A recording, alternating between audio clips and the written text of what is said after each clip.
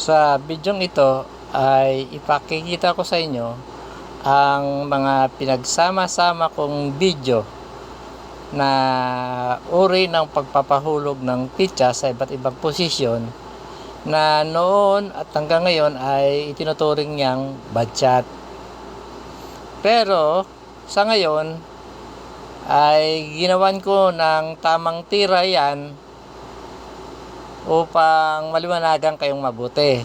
So maaaring mali ang pagkakatira noong unang panahon dahil ang rules ninyo o rules ng pool ay ibinase lamang sa kung ano ang nakikita ng ating mga matatanda at mga sinaunang players. At hanggang ngayon ay ginagamit pa rin natin o sinusunod yon dahil kinasanayan natin.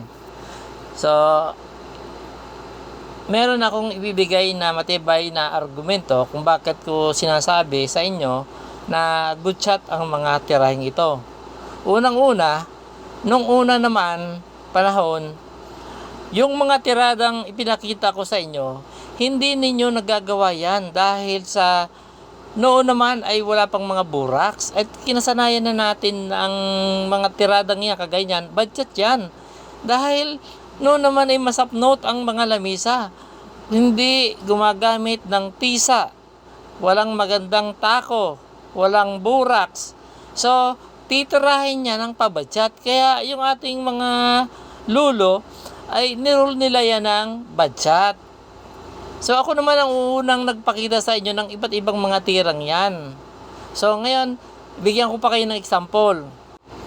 Nung maimbento ang larong bilyar, hindi pa ganyan kaganda ang mga lamisa noon. Hindi pa gumagamit sila ng tapete. At saka mga tako nila noon, hindi pa rin dalawang putol na kagaya ng magaganda nating mga tako. Hindi pa rin sila gumagamit ng tisa. Kaya pagka ikaw ay nagpatalon doon o kaya nagmasika, ibabadget ka nila. Dahil nga, kulang pa sila sa mga kagamitan. Ganyan din ang pool. Kulang pa sa kagamitan yung ating mga players noon. Kaya, nirorole nila yun na badshot. Pero ngayon naman, meron na tayo, kompleto na tayo, at nakita na natin ang mga tamang tira diyan. So, dapat na nating baguhin ang traditional na nalalaman natin na rules. So, isa pa diyan, kagaya ng basketball. Yung hakbang mo na tatlo na may hawak ang bola, yun ay traveling. Pero ngayon, hindi na. So dahil sa pagbibigay natin ng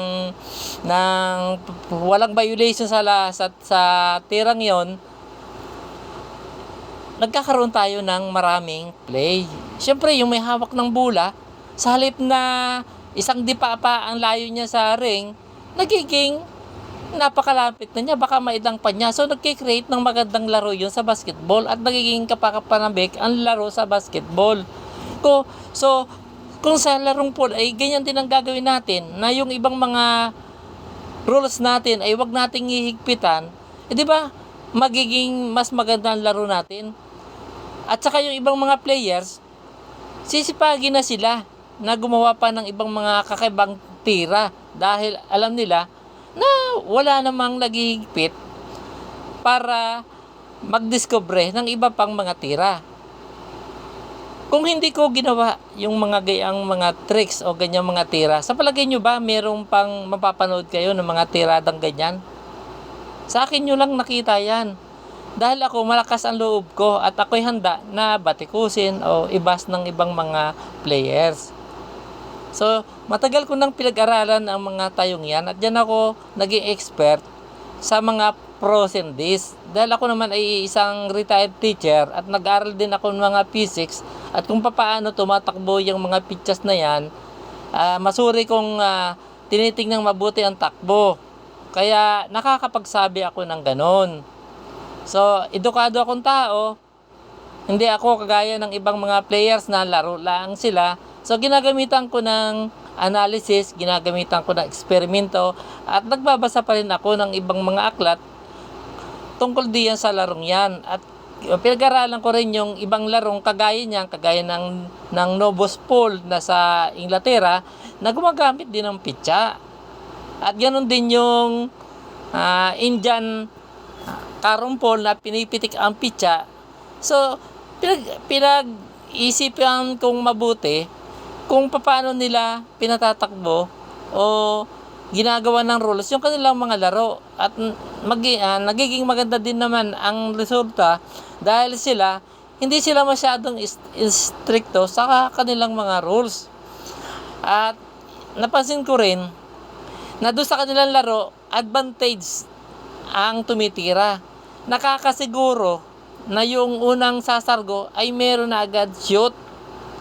Yung sa carom pole, pag tumira ka, siguradong may hulog na. Ganon din sa Indian carom. At doon din naman sa bilyar, pagka tumira ka ng 9 balls, mas malamang may hulog na. Pero sa pole, hindi ka nakakatiyak. May hulog man, hindi ka nakakatiyak na ikaw pa rin ang titira. Dahil kapag dalawang pitsa at hindi pa sarili mo, talo ka na. Hindi ka nakakatiyak. Kaya nga, doon sa mga money game, ang mga players, hindi nila sinasargo. Disadvantage mo na sumargo ka. Dahil sa pagsargo mo, merong tatalon ng pitsa, di titira ang kalaban. Kapag may dalawa, titira ang kalaban. Pagka tumira ka, wala ka namang prepare doon sa sargo. So, nakakatiyak ka ba na kahit may hulog, para ka tumira ng pitsa na wala kang preparasyon? So, hindi ka rin makakaubos. Kaya disadvantage ang pagsargo sa pole. So, hanggang dito na lamang at maraming salamat. Sana ma-enlighten ko kayo o kaya ay maliwanagan ko kayo.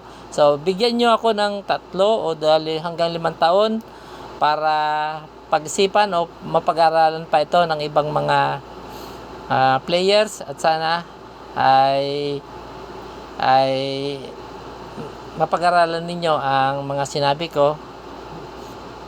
Yun ay opinion ko. At nasa inyo na yon kung susundin niyo yung mga sinabi ko. So hanggang dito na lamang po at maraming salamat.